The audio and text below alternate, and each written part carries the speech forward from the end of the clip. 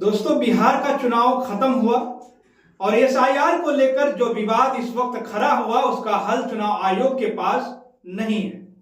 चुनाव आयोग एक टांग पर खड़ा होकर बस यही कहता रहा कि ये तो भाई प्रक्रिया का हिस्सा है। जो वोटर नहीं है जीवित और जो वोटर कहीं और ट्रांसफर हो चुके हैं उनको तो डिलीट करना सही है।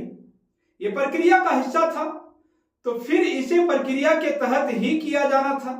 इसका इतना प्रोपोगेंडा, इसका इतना महिमा मंडल और इसको लेकर जिस तरह की खबरें चुनाव आयोग के भीतर से निकलती रही और चुनाव आयोग बयान देता रहा, लगा ये कि इस देश में भारत का नागरिक कौन है और कौन नहीं है ये तय चुनाव आयोग करने जा रहा है।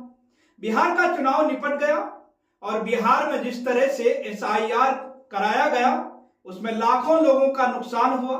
लाखों लोगों का नुकसान इस कदर हुआ कि जो मतदाता बिहार के थे वो किसी वजह से वह बीएलओ तक नहीं पहुंच पाए या बीएलओ वहां तक नहीं जा पाए। उनके नाम हट गए। जो बिहार में नहीं कदम रख पाए उनके नाम काट दिए गए, बिना ये जाने बिना ये समझे कि जिनके नाम काटे जा रहे हैं वो मृत घोषित करके वह जीवित तो नहीं। और राहुल गांधी ने अपनी प्रेस कॉन्फ्रेंस के जरिए ऐसे कई उदाहरण सामने रखे। नतीजों की फरिश्त देखी गई तो एक सीक्वेंस नजर आया, एक डिजिटल फ्रॉड नजर आया कि अगर मत कोई बीजेपी का समर्थक विधायक या बीजेपी का विधायक चुनाव जीतता है, विधायक बनता है, उसमें जो डिजिट थे 100 से इससे शुरू होने वाले कई उम्मीदवार थे। 100 और कई उम्मीदवार बीजेपी के ऐसे जीते जिनके कुल वोटों की संख्या 100 से ही शुरू हुई। तो ये डिजिट फ्रॉड था। इस पर चुनाव आयोग खामोश रहा और अब तक खामोश है। चुनाव आयोग के पास राहुल गांधी के लगाए गए आरोपों और दिए गए सबूतों का कोई जवाब अब तक सामने नहीं आया। और उसके बाद 12 स्टेट्स पे, जिस पे केंद्र शासित प्रदेश भी शामिल है और स्टेट्स भी शामिल है, वहां एसआईआर की घोषणा कर दी।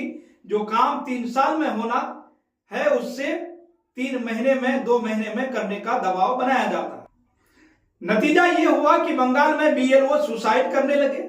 एक मास सुसाइड के मामले बंगाल से सामने आए और यही कदम जिस तरह से बीएलओ काम कर रहे हैं, राजस्थान से वीडियो आया, समझ में आ गया कि बीएलओ किस तरह से काम करते हैं। उत्तर प्रदेश में एसडीएम भी ये लोग को फटकार लगा रहे हैं। काम क्या किया जा रहा है? तो ये वह तमाम सबूत थे और जिन सबूतों की वजह से विपक्ष सीधे तौर पर लामबंद है कि यह चुनाव नहीं है, महज खानापूर्ति है, फ्रॉड है, डिजिटल फ्रॉड है, वोटों का फ्रॉड है और फिर एक पक्ष की तरफ चुनाव को कैसे लेकर जाना है इसका तरीका ढूंढा गया एसआईआर के जरिए। अब विपक्ष एक तैयारी कर रहा है और इस तैयारी के तहत विपक्ष मुख्य चुनाव आयुक्त ज्ञानेश कुमार के खिलाफ एक बड़ा कदम उठाने का प्लान बना रहा है। यानी मुख्य चुनाव आयुक्त ज्ञानेश कुमार के खिलाफ संवैधानिक तौर पर इंडिया ब्लॉक यानी कि कांग्रेस के साथ खड़े होने वाले विपक्षी दल एक बहुत बड़ा संवैधानिक कदम उठाने जा रही है।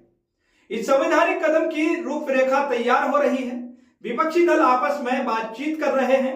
अब वोटर सेशन आने जा रहा है, शीतकालीन सत्र आने जा रहा है और इस सत्र में ज्ञानेश कुमार को हटाने के लिए महाभियोग का प्रस्ताव लाने की तैयारी कर रहा है।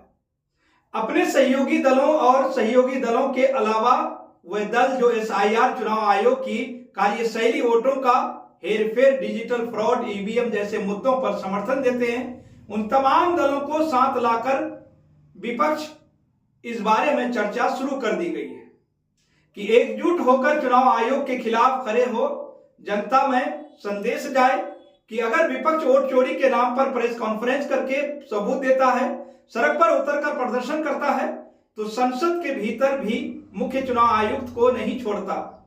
यानी इस महाअभियोग के जरिए यानी विपक्ष ये बात जनता तक पहुंचा देगा कि चुनाव आयोग और चुनाव आयोग के चुनाव को कंडक्ट कराने की तरीके और चुनाव आयोग पर लगने वाले धांधली के आरोप, विपक्ष इन आरोपों के साथ सबूत भी दे रहा है और मजबूती के साथ खड़ा भी है।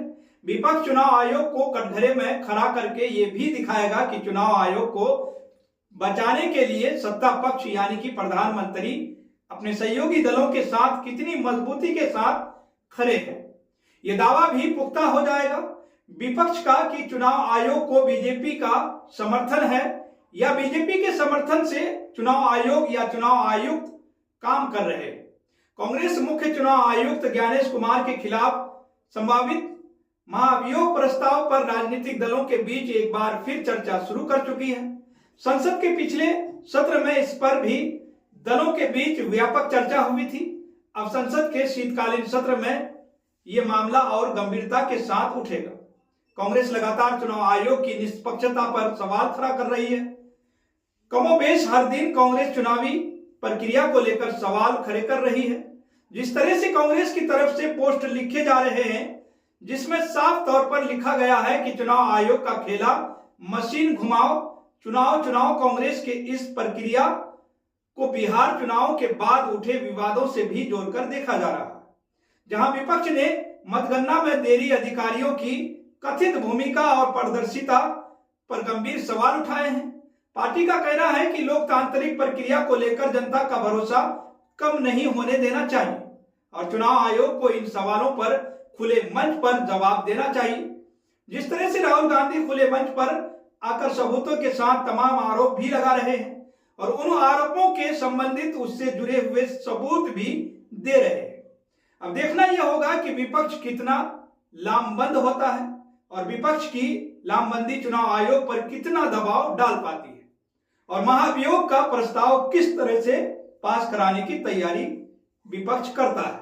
तो फिलहाल इस खबर में इतना ही। आप इस पूरी रिपोर्ट को लेकर क्या सोचते हैं, आपकी क्या राय है, आप अपनी राय हमारे कमेंट बॉक्स में जरूर लिखें।